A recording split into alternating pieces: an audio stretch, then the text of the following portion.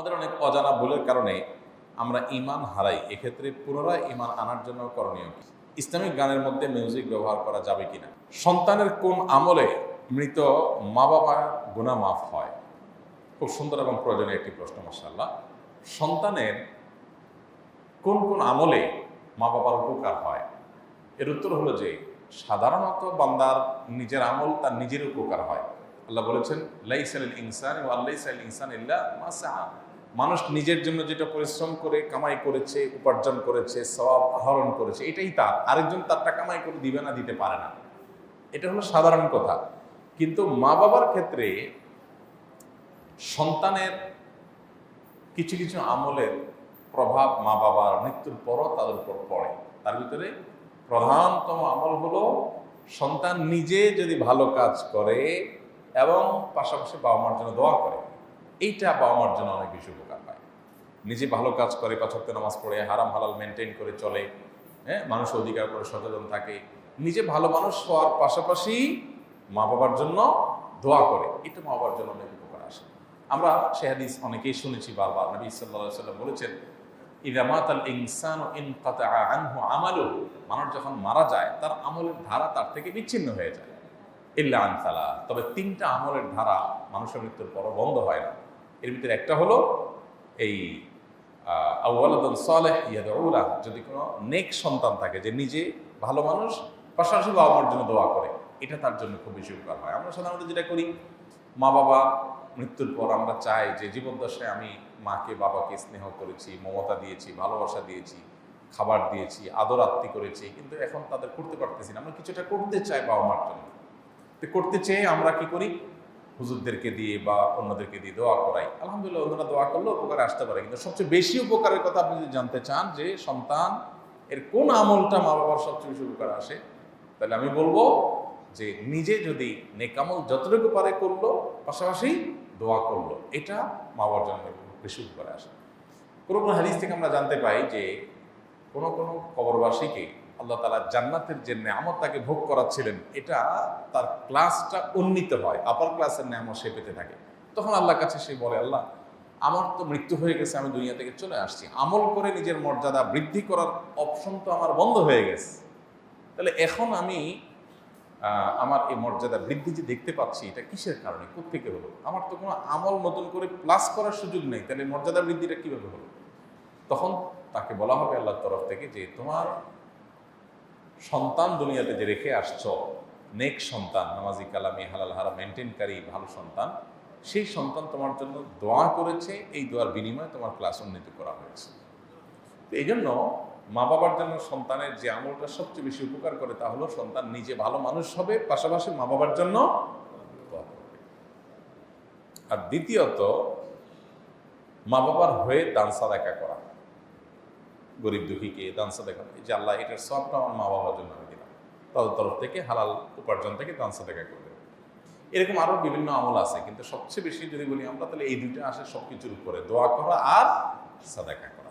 আল্লাহ আমাদের মৃত মা বাবা আত্মীয় স্বজনদের জন্য আমাদের পক্ষ থেকে যে করণীয় আছে সেগুলো করার তৌফিক দান করব। ইসলামিক গানের মধ্যে মিউজিক ব্যবহার করা যাবে কিনা? ইসলামিক গান, এটাতে যদি মিউজিক যুক্ত হয় তাহলে তার ইসলামিক গান হলো না, এটা তো অনইসলামিক গান হয়ে গেল। আমাদের অনেক ভাইরা আছেন যে ইসলামিক গানের মধ্যে সফট মিউজিক দেন। কি মিউজিক? সফট, বোঝার কোনো উপায় নাই, ওইরকম ভারী ঢোল তবলার আওয়াজ নাই, কিন্তু হালকা করে একটু লেয়ার দিয়ে দিছেন, পিয়ানো দিয়ে, এটা দিয়ে সেটা দিয়ে, মানে বোঝা যায় যারা খুব প্রাজ্ঞ, যারা এই বিষয়ে বোঝেন, তারা খেয়াল করলে বুঝেন যে এখানে সফট মিউজিক আছে। বাট খালি কানে শুনলে ওরকম মানে সাধারণ মানুষ বুঝতে পারেন না যে এখানে মিউজিক আছে কিনা। তো এই প্রশ্নের উত্তর হলো যে সফট মিউজিক, হালকা মিউজিক দিল আর কি, এটাতে কোনো অসুবিধা হবে কিনা? এর উত্তর হলো যে কোনো পানিতে কোনো খাবারে যদি হালকা বিষ মিশান অসুবিধা হবে? হালকা একটু একটু করে মিশান, প্রতিদিন এক ফোঁটা করে দিলেন, কি বলেন, অসুবিধা হবে? হবে। তো সফট বিষ এটা যদি আমাদের জন্য ধ্বংসের কারণ হয়, সফট মিউজিকও ধ্বংসের কারণ হবে, কোনো অবস্থাতে হালাল নাই। ইসলাম এত মিসকিন হয়ে যায় নাই যে ইসলামী সংস্কৃতি বা গান এটা টিকে রাখার জন্য হারামের কাছে যাইতে হবে, কোনো দরকার নেই। ইসলাম একেবারে পরিষ্কার। নবী সাল্লাল্লাহু আলাইহি ওয়াসাল্লাম বলেছেন, আল হালালু বাইয়িন ওয়াল হারামু বাইয়িন ওয়াবাইনাহুমা উমুরুন মুশতাবিহাত। হালাল একেবারে পরিষ্কার, হারামও পরিষ্কার, এটা করা যাবে, এটা করা যাবে। এর মাঝখানে কিছু বিষয় আছে সন্দেহপূর্ণ, মানুষ ধরতে পারে না, সূক্ষ্ম, এগুলো থেকে বেঁচে থাকতে হবে। এগুলো থেকে বেঁচে থাকে সে তার তাকওয়াকে হেফাজত করে। বিধায় ইসলামের সঙ্গীত শোনার নাম দিয়ে এই সফট মিউজিক সহ যে গান আছে এগুলো যদি শুনেন তাহলে আপনি গুণাকারী হলেন। ওই যে বিষ একটু একটু করে অল্প অল্প করে খাইলেন, একসাথে খাইলেন না, কিন্তু একটু একটু খাইলেন, তো ধ্বংস ঠিকই আনবে, হয়তো একটু সময় লাগবে। এই বিধায় এগুলো থেকে আমাদের বেঁচে থাকা দরকার। জাযাকুমুল্লাহ খাইর। আমার মহল্লার মসজিদে একটি সিলিং ফ্যান দিতে চেয়েছিলাম। এদিকে আমার গ্রামের বাড়িতে নতুন মসজিদ হয়েছে, সেখানেও ফ্যানের প্রয়োজন। এখন আমি মহল্লার মসজিদের ফ্যানটি যদি আমার গ্রামের মসজিদে দিতে চাই, দেওয়া যাবে কি না? এই প্রশ্ন উত্তর হলো যে, যদি আপনার মহল্লার মসজিদে ফ্যান দেওয়ার শুধু নিয়ত করেছেন মনে মনে যে আমি দেব, জাস্ট আপনার ইচ্ছা পরিকল্পনা, কিন্তু পরবর্তীতে দেখলেন আপনার গ্রামের বাড়িতে মসজিদ হচ্ছে, সেখানেও ফ্যানের দরকার, তাহলে গ্রামের বাড়িটা যদি বেশি প্রয়োজন হয়, সেখানে দেওয়ার লোক বরং কম থাকে, তাহলে আপনি গ্রামের বাড়িতে দিতে পারবেন, কোনো অসুবিধা নেই। ভালো কাজের নিয়ত পরিবর্তন করা যায়। আমি নিয়ত করলাম এই জায়গায় দেবো, পরে চেঞ্জ করে আরেক জায়গায় দিলাম, এটাতে কোনো অসুবিধা নেই। কিন্তু একটা হলো নিয়ত, আরেকটা হলো প্রতিজ্ঞা, দুটা দুই জিনিস। যদি আপনি, একটা হলো প্রতিশ্রুতি, প্রতিশ্রুতি আর নিয়ত দুইটা এক জিনিস না। যদি আপনি কোনো মসজিদের লোকজন নাম লেখাইছে, তখন তাদেরকে নাম লেখাইলেন, অথবা তাদেরকে প্রতিশ্রুতি দিলেন যে আমি দেব, তারা আবার এটার উপরে প্ল্যান করে একটা কিছু করেছে, এখন আপনি হঠাৎ করে ডিসিশন নিলে, চেঞ্জ করলে তারা ক্ষতিগ্রস্ত হবে, তারা জানতো না, হয়তো অন্য ডোনার পাইতো, তখন আর এখন তারা পাবে না, এরকম যদি হয় তাহলে সেক্ষেত্রে আপনার ওয়াদা রক্ষা করা উচিত। এবং বাইরের মসজিদে আরেকটা ফ্যান আপনি দিলেন অথবা চেষ্টা করলেন, কিন্তু আপনার আগের প্রতিশ্রুতি থাকলে সেটা রক্ষা করা কর্তব্য। আর যদি প্রতিশ্রুতি না, জাস্ট আপনি নিয়ত করেছেন, ইচ্ছা করেছেন মনে মনে, বা আপনার এই ইচ্ছা পরিবর্তন করাতে এখানে তেমন কোনো ব্যবধান হবে না, আপনি না দিলে আরেকজন দিয়ে দিচ্ছে, দিয়ে দিবে, এবং আপনি কোনো ওয়াদাও করেন নাই, তাহলে সেক্ষেত্রে ইনশাআল্লাহ বিদিনিল্লাহ এই নিয়ত পরিবর্তন করে দিতে পারেন, যদি গ্রামের মসজিদটা বেশি দরকার হয়। আসলে গ্রামের মসজিদ আর শহরের মসজিদ বলে কথা না, কোথায় বেশি প্রয়োজন।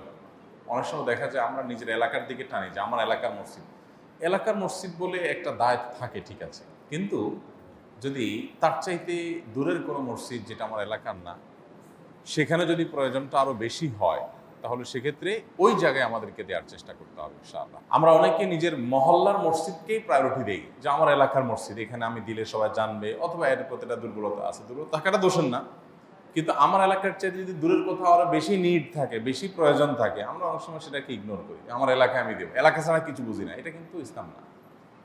আমার এলাকার একজন গরিব আছে, দূরের আরেকজন গরিব আছে, দূরের গরিবের প্রয়োজনটা আরও বেশি, তাহলে আমি ওখানে দেবো। কোথায় গরিবের বেশি প্রয়োজন সেটাকে আমাদের প্রায়োরিটি দিতে হবে, এটা মাথায় রাখতে হবে। অনেকে আছে আত্মীয় স্বজন এলাকার বাইরে আর দিতেই চায় না। হ্যাঁ, আত্মীয় স্বজনকে তো আপনি অবশ্যই প্রায়োরিটি দিবেন, কিন্তু তাদের চাইতে নিডি মানুষ যদি থাকে, তাহলে তাদেরকে বাদ দিয়ে আত্মীয় স্বজন নিয়ে সারাদিন পড়ে থাকবেন, এটা অবশ্যই গ্রহণযোগ্য না। আমাদের অনেক অজানা ভুলের কারণে আমরা ঈমান হারাই। এক্ষেত্রে পুনরায় ঈমান আনার জন্য করণীয় কি? ঈমান যদি ভেঙে যায় নিজেদের অজান্তে বা অসতর্কতার কারণে, তাহলে পুনরায় ঈমান আনার জন্য আল্লাহর কাছে তওবা করতে হবে যে আল্লাহ, ওই কাজটা আমি করেছি, আমি অন্যায় করেছি, আমি মাফ চাই, ওই কথাটা আমি বলেছি সেটা আমার ভুল ছিল, আমি ফিরে আসছি, আমি আর বলবো না, আমি আর করবো না। অনুতপ্ত হওয়া, লজ্জিত হওয়া, আল্লাহর কাছে মাফ চাওয়া, এবং নতুন করে আল্লাহর প্রতি আস্থা, আল্লাহর প্রতি বিশ্বাস, আল্লাহকে স্বীকারোক্তি দেওয়া, তার একত্ববাদের, এগুলো নতুন করে নবায়ন করে নেওয়া। বাস, আশহাদু আল্লা ইলাহা ইল্লাল্লাহ ওয়া আশহাদু আন্না মুহাম্মাদান আবদুহু ওয়া রাসূলুহু, ঈমান হয়ে গেল। ওগুলোর জন্য লজ্জিত হয়ে, ঈমান ভঙ্গের যে বিষয়গুলো লজ্জিত হয়ে, অনুতপ্ত হয়ে ভবিষ্যৎ আর না করার সংকল্প করা এবং আল্লাহর কাছে মাপ চেয়ে ঈমান আনয়ন করা যথেষ্ট ইনশাআল্লাহ।